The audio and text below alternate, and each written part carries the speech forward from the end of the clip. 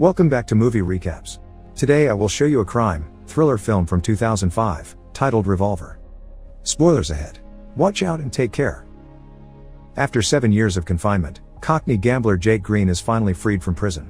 2 years after his release, he and his brother Billy go to one of the most important casinos in the area with the intention of getting back the money they are owed by the owner, crime boss Dorothy Macha. Ignoring his bodyguard Paul's advice, he allows Jake to join his private game. On the way up, Jake hesitates to take the elevator because of his claustrophobia, but the other bodyguards remind him they must climb 20 floors, so he gives in and takes the elevator while fighting a panic attack. Jake's first bet is on a chip toss against another player at the table, which he loses. But this is on purpose. He's manipulating Macha into a sense of false security, so when he makes the same bet with him, he wins this time. Billy and Jake hurry to leave the casino with their bags full of cash, and on their way out, they're stopped by Zach, who tells them they're in danger and he can help them before giving Jake his card. This time, Jake decides to take the stairs, but before he can even go down one step, he passes out and falls down as the card is revealed to say take the elevator. While Jake is rushed to the hospital, Macha expresses his worries to Paul. Jake must want bigger revenge after 7 years in jail, especially after the incident with his sister-in-law, so Macha orders Paul to hire the best hitman in the business to get rid of him.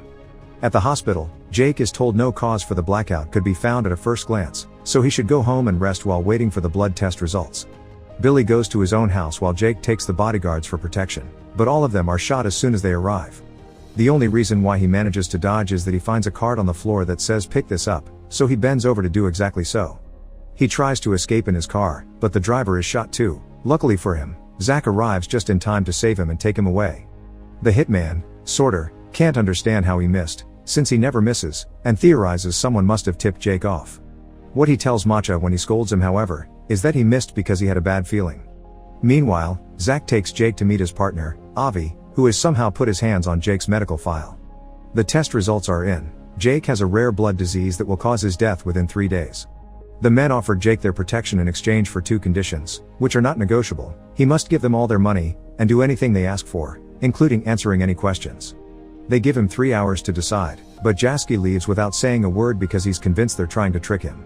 The results he gets at the hospital are the same ones, but Jaskier once again thinks the lab must have been paid by Zach and Avi, so he gets a second opinion from his private doctor, who also gives him the same prognosis. After threatening him with his gun to make sure he isn't also being paid, Jake admits he has no choice and, after taking money from the bank, goes back to accept the men's deal. As they go out for a ride, Avi explains they're loan sharks, and it'll be Jake's money that they'll be loaning. After visiting their first client to drop the money, Avi demands Jake to tell him all about his history with Macha. Macha used to have 3 very stupid men working for him called the Three Eddies. They lost their card man before a big game and knew Jake was a good player, so they called him to replace him. Jake wanted to refuse, but they threatened Billy's family, so he had to accept to protect them. During the game, however, the other men on the table began insulting Jake and his mother. Jake wouldn't accept that, so he started a gunfight. The power went off, the money disappeared, and the next thing he knew, someone dropped his name and Jake was being questioned by the police. To keep him from talking, they threatened his niece and accidentally killed his sister-in-law when she tried to protect her daughter. Jake didn't tell the cops that Macha organized the games and was sent to jail for 7 years. During that time, the Eddies upset Macha in some way which resulted in him using them as concrete. After visiting a bunch of clients, Zach sends Jake to stay at a motel. Meanwhile, Macha and Paul visit crime kingpin Sam Gold, considered the ultimate figure all other crime bosses want to be like. However, Gold never receives visitors, so instead they meet with his advisor, Lily Walker, who accepts to broker a powder deal with Macha. She also reminds him that Gold doesn't like publicity or give second chances. Sometime later, Jake gives Zach and Avi more money before he's asked about his time in jail while playing chess with Avi. Jake had been given 2 options, 14 years of normal time or 7 years of solitary, so he chose solitary. His cell was between 2 men's, a chess master and a con man, that had been there for a long time, and while they never talked to each other, they knew everything about each other. During the first 5 years of Jake's sentence, the 3 of them would communicate by sending messages written on the library books, and that was how Jake learned their formula to win any game in the world. The 2 men were planning a prison break and promised to take Jake with them, but when they finally left, they disappeared without a word and left Jake behind. When he was released 2 years later, he found out those 2 men had taken all his money and only left behind a note that said you can only get smarter by playing a smarter opponent, so Jaker started using the formula to make himself rich at various casinos. As the days pass, Jake continues working by visiting various clients and giving away his own money. He's also supposed to threaten them if they don't pay, but he can't bring himself to hurt innocent, desperate people. Meanwhile, Avi and Zach are chaining the side of a wall to a truck, so when they pull, they break said wall and steal the safe on the other side. This safe has the powder Matcha had promised Lily, so when he finds out he's been robbed, he sends Paul to solve this no matter what it takes. Paul goes to see their rival, Triad Kingpin Lord John, who accepts to provide them with the powder on such short notice but only for an overinflated price. Jake, Zach, Avi, and their team go to the hotel where the exchange will happen. They sneak into a room next to the thugs to make a hole in the wall and inject sleeping gas, putting both Matcha's and John's men to sleep. Then they steal the money and the powder, framing it to make it look it was Matcha that robbed John and vice versa. Sometime later, Jake gets a call from Billy, who tells him he's been asking around and has found out that Zach and Avi are so dangerous that not even gold would touch them, so Jake should get out of there. Jake doesn't listen and goes back to work, where he's being expected to shoot a scared client. He refuses and tries to shoot Avi instead, but he realizes the gun is empty right before Avi knocks him out.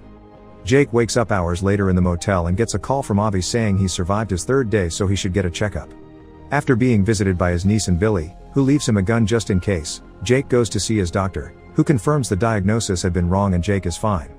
He tries to call Avi and demand answers, but Avi only says he'll have to wait. Meanwhile, Paul has been gathering information, and Jake's name has come up as involved in all the problems his men have been going through, so Matcha orders him to kill him. When Jake returns to the motel, Avi and Zach are waiting for him and warn him that Matcha's thugs are waiting inside the room. Jake runs away and the men go after him, but he manages to lose them, especially when one of the thugs slips and shoots himself by accident. The other criminals find the body and think Jake did it. Jake goes to see Avi and Zach at their office, where they confess they've always known Jake didn't tell them the whole truth about his old deal with the Eddies. Those three clowns had been waiting for Jake when he got out of prison to kill him, since what he did caused them to get fired by Matcha. To save his life, he offered the Eddies a deal. Every month, he would give them 3% of any money they would lend them. The first time, only one Eddie agreed to it. But when they saw he kept his deal, they all wanted to be in, this time for a 4%. In truth, Jake was paying each Eddie with another Eddie's money, so he wasn't losing anything. It came to a point where they didn't have any more money to lend, so they borrowed from Matcha, who quickly became interested in the Eddie's mysterious moneymaker man. After gambling with the formula and making himself rich, Jake chose that moment to take a vacation with his brother and niece, and that was when Matcha killed the Eddies for not paying him back. Speaking of Matcha, he's having dinner at a fancy restaurant when he's visited by his henchmen, that tell him Jake escaped. Sorter recognizes John's lover pretending to be a waitress, so he shoots her before leaving the restaurant to go after her driver. However, his shooting is still off and he only got to hurt her, not kill her, so before dying, the woman manages to shoot Matcha's finger off in the middle of the commotion. Then, Sorter is sent to Lord John's hideout to kill him and his men. Back to Jake, he's still chatting to Zach and Avi while they play golf on a roof. They explain to him that nobody ever gets to see gold because he doesn't actually exist, he's just a representation of ego and the personification of greed, he only has power over those who invest in him. So what Jake needs to do is change the rules of what he allows to control him. Afterward, Jake takes the rest of his money from the bank and donates it all before sneaking into Matcha's bedroom. While fighting with the voices in his head that represent his ego, Jake apologizes to Matcha for tricking him out of his money, accepts him as the superior crime lord, and tells him he's made a donation in his name before leaving. In order to confront his fears, Jake takes the elevator, which gets stuck on the 13th floor. While fighting off a panic attack, he has a conversation in his mind in which he rejects his ego, finally stepping out of the game as a free man. Once the elevator being's working again, Jake reaches the ground floor and finds Matcha waiting for him with a gun, driven crazy by his own ego. However, Jake is at peace with himself and simply walks past him, which drives Matcha mad because he can't understand how someone won't fear him. He begins crying as he understands how thoroughly humiliated he's been. The next morning, Paul brings Matcha all the local newspapers for him to see his name plastered all over them. Jake hadn't been lying when he said he made a donation in Matcha's name, and now everyone thinks the casino owner cares about the community. Matcha is happy to take the credit, but his happiness is short-lived. Paul also informs him that Jake has the powder and he's been playing them all along. Paul, Sorter, and the rest of Matcha's henchmen go visit Billy, who manages to hide his daughter in the cupboard when he realizes one of his bodyguards has betrayed him. Once he's found, the men begin hurting him while interrogating him, not believing when he says he doesn't know where Jake and the powder are. Paul's methods are quickly escalating and Sorter starts feeling uncomfortable, especially when they make the girl come out of the cupboard after they hear her sob. Refusing to hurt a child, Sorter rejects his ego and begins killing his fellow henchmen methodically and effectively, but he makes a mistake at the end and gets killed too. Meanwhile, Matcha is visited by Lily. She brings him a wreath sent by Gold, who isn't happy with seeing Matcha's name all over the newspaper since he doesn't like publicity. Lily also informs him that Matcha's time is over and he won't have a second chance, which sends him into another panicking frenzy.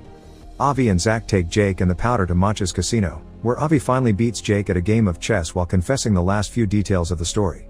He and Zach had been the men in the cells next to Jake's, and they always wanted to take him away with them, but he hadn't been ready to accept the truth, implying they have been nothing but merely figments of Jake's imagination. Unfortunately, he doesn't have time to come to terms with this because at that moment, the casino's bodyguards come to take him to see Matcha, who has the girl with him.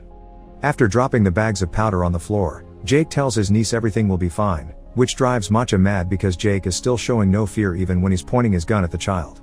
Humiliation causes the ego voices in Matcha's mind to reach the conclusion that Jake can't hurt a dead man, so he puts the gun against his head and shoots. Make sure to subscribe and turn on notifications so you can watch more videos like this. Thanks for watching.